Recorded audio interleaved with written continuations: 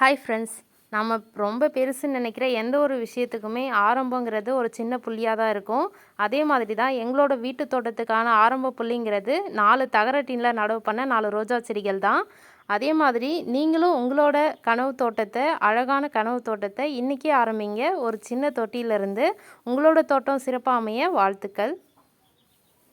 Hello friends, welcome to krishna-home-garden. Friends, ஒரு வாரமாக செம்ம வெயில், தலையை வெளியே காட்டவே பயமாக இருந்தது. தோட்டத்து பக்கமே வரவே இல்லை. நான் சும்மா காய் பறிக்க மட்டும் வந்து அப்படியே உடனே உள்ளே போயிடுவோம். தோட்டத்தில் எந்த வேலையும் சரியாக செய்ய முடியல. ஆடி போட்டம் வேற வந்துடுச்சு. இன்னும் பந்தலெல்லாம் ரெடி பண்ணணும். ஆனால் அதெல்லாம் நம்ம சரி கட்டுற மாதிரி நேற்று நல்ல மழை ஃப்ரெண்ட்ஸ். சூப்பராக இருக்குது நம்ம செடியெல்லாம் பார்க்குறதுக்கு. பாருங்கள் எவ்வளோ அழகாக இருக்குது பாருங்கள் பசுமையாக நம்ம தோட்டம்.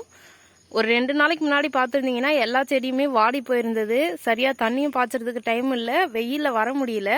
ஆனால் மழை பெஞ்சதில் இப்போ செடியெல்லாம் ரொம்ப செழிப்பாக இருக்குது. இன்றைக்கி வீடியோவில் நம்ம காய்கறிகள் அறுவடையை தான் பார்க்க போகிறோம். இன்றைக்கி வந்து அதிகமான அளவில் கத்திரிக்காய் தான் அறுவடை பண்ண போகிறோம். நம்ம தோட்டத்தில் இந்த தடவை நிறைய கத்திரிக்காய் ஆரம்பிச்சிருக்கேன், நிறைய வெரைட்டி. அது எல்லாத்தையும் இன்றைக்கி நம்ம அறுவடை பண்ண போகிறோம். வாங்க போய் அறுவடை பண்ணலாம். ஃப்ரெண்ட்ஸ், அறுவடையில் முதல்ல நம்ம வீட்டோட முன்பக்கத்தில் இருக்கக்கூடிய கத்திரி செடியிலேருந்து கத்திரிக்காயை முதல்ல பறிச்சுட்டு போயிடுவோம். பாருங்கள், இங்கே வந்து ஒரு பச்சை கத்திரி செடி இருக்குது. லைட் க்ரீனில் காய்க்கக்கூடியது. இதை மட்டும் அறுவடை பண்ணிப்போம், ஏன்னா இது 2 தான் பெருசாக இருக்குது. மற்றதெல்லாம் ரொம்ப சின்ன சின்ன பிஞ்சுகளாக இருக்குது.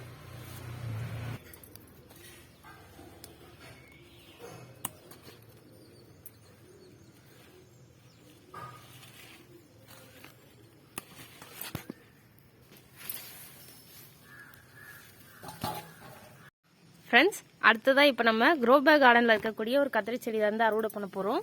பாருங்கள் ஃப்ரெண்ட்ஸ், நேற்று வந்து நல்ல மழை பெஞ்சதில் எவ்வளோ அழகாக இருக்குது பாருங்கள் கத்திரிக்காய்.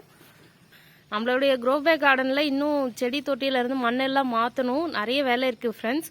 அதெல்லாம் முடிச்சுட்டு நம்ம அடுத்ததாக க்ரோ பேக் கார்டனில் என்னென்ன செடி இருக்குதுன்னு பார்ப்போம். இப்போ வந்து இந்த அறுவடை முடிச்சிடுவோம். இது வந்து 2 காயுமே பறிச்சிக்கலான்னு இருக்கேன். பாருங்கள் எவ்வளோ அழகாக இருக்குல்ல இந்த கத்திரிக்காய் பார்க்கும்போது.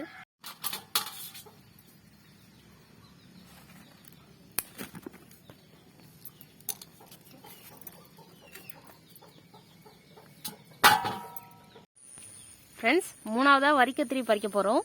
பாருங்கள் ரொம்ப சின்னதாக இருக்குது. வரிக்கத்திரி வந்து கொஞ்சம் பிஞ்சா பறிச்சா தான் நல்லாயிருக்கும். கொஞ்சம் முத்தினாலும் அதில் வந்து விதைகள் அதிகமாகிடும். பாருங்கள் அழகாக இருக்குது இந்த கலர் பார்க்கும்போது. ஃப்ரெண்ட்ஸ், அடுத்ததான் நம்மளோட பெரிய கத்திரி. இதுக்கு முன்னாடி நிறைய வந்து பெரிய ராட்சச கத்திரிக்காய்லாம் வீடியோ போட்டிருப்பேன். ரொம்ப பெரிய அளவில் இருக்கும். இப்போ வந்து செடியில் கொஞ்சம் நோய் தாக்கம் இருக்கிறதால காய் கொஞ்சம் சின்னதாக இருக்கும் போதே நான் பறிச்சுக்கிறேன். மேலெல்லாம் மண்ணாக இருக்குது. மற்ற கத்திரிக்காயை பறிக்கிறத விட இந்த கத்திரிக்காய் வந்து பறிக்க கஷ்டமாக இருக்கும் ஃப்ரெண்ட்ஸ். ஏன்னா காய் பெருசாக வர்றதால அதோட காம்பு ரொம்ப ஸ்ட்ராங்காக இருக்கும். கட் பண்ணி தான் எடுக்கணும். கட் பண்ணிட்டு காமிக்கிறேன். அடுத்ததாக இன்னொரு பச்சை கத்திரி தான். இப்போ வந்து நம்ம தோட்டத்தில் அதிகமான பச்சை கத்திரிக்காய் செடி தான் அதிகமாக இருக்குது. மற்ற ரகங்கள்லாம் இப்போ வந்து பிஞ்சு பூமா சின்ன சின்னதாக இருக்குது, ரொம்ப பிஞ்சுகளாக இருக்குது. இதுவும் ஒரு பச்சை கத்திரி செடி தான் ஃப்ரெண்ட்ஸ். இப்போ வந்து பச்சை கத்திரி செடிகள் எல்லாமே நல்லா காய்க்க ஆரம்பிச்சிருக்கு. மற்ற ரக செடிகள் எல்லாம் ரொம்ப பிஞ்சுகளாக இருக்குது. அதெல்லாம் அறுவடை பண்ணும்போது இன்னும் நிறைய ரகங்கள் இருக்கும்.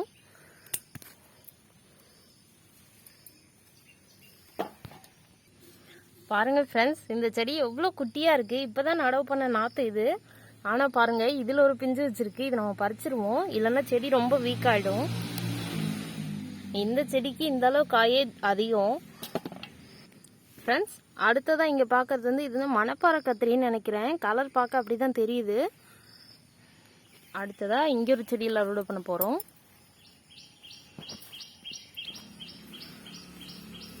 இந்த ரகம் வந்து பேர் தெரியல ஃப்ரெண்ட்ஸ். நான் அடுத்த தடவை தெரிஞ்சுக்கிட்டு அறுவடை பண்ணும்போது எல்லா பேரையும் கரெக்டாக சொல்கிறேன். ஃப்ரெண்ட்ஸ், கத்திரிக்காய் அறுவடை முடிஞ்சது. இப்போ அடுத்ததாக நம்ம கொய்யாப்பழம் பறிக்க போகிறோம்.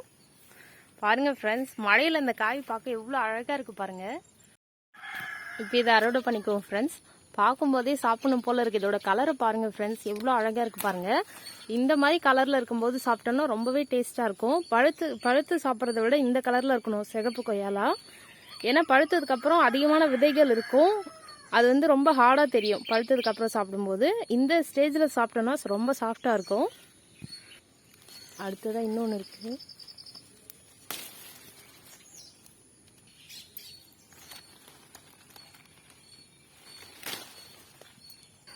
ஃப்ரெண்ட்ஸ், அடுத்ததாக இப்போ கொஞ்சம் சமையலுக்கு கருவேப்பிலை பறிக்க போகிறோம்.